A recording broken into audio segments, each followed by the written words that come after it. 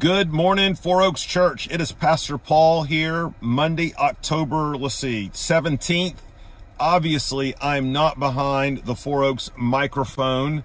Instead, I am traveling with my lovely wife, Susan. I'll be back with you tomorrow from the Four Oaks offices. My main regret in not being with you this past Sunday was I was not able to celebrate the Mighty Vols and their victory right there. I'm representing over the mighty Crimson Tide of Alabama. We're not going to boast because those who boast should boast only in the Lord, which means we shouldn't be praying for victories in football games, but doesn't mean that we don't nonetheless. That's not the subject of this morning's devotional.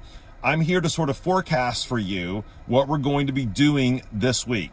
As you recall, last week, when I preached from Romans 13, 1 through 7, we spent a couple of weeks in that passage talking about the role of government and how we as Christians in the church are to engage or not engage, as it may be, the government, politics, how our faith, Christian faith, and the civil sphere are to intersect and integrate.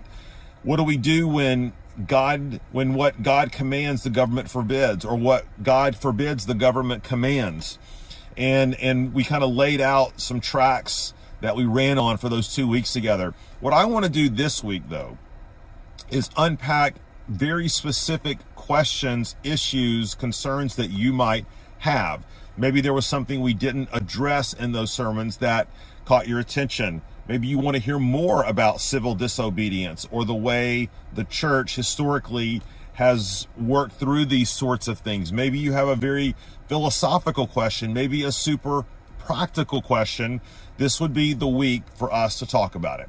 So, paul.gilbert@fourOaksChurch.com. That's your ticket to getting your question submitted.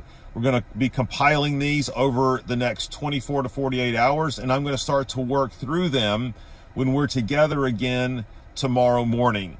paul.gilbert@fourOaksChurch.com.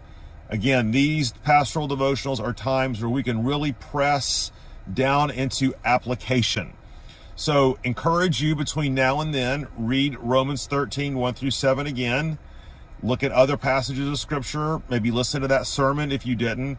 And we're going to be here first thing tomorrow morning, Tuesday, working through some of these application and question and issues that you guys have brought to the table. So look forward to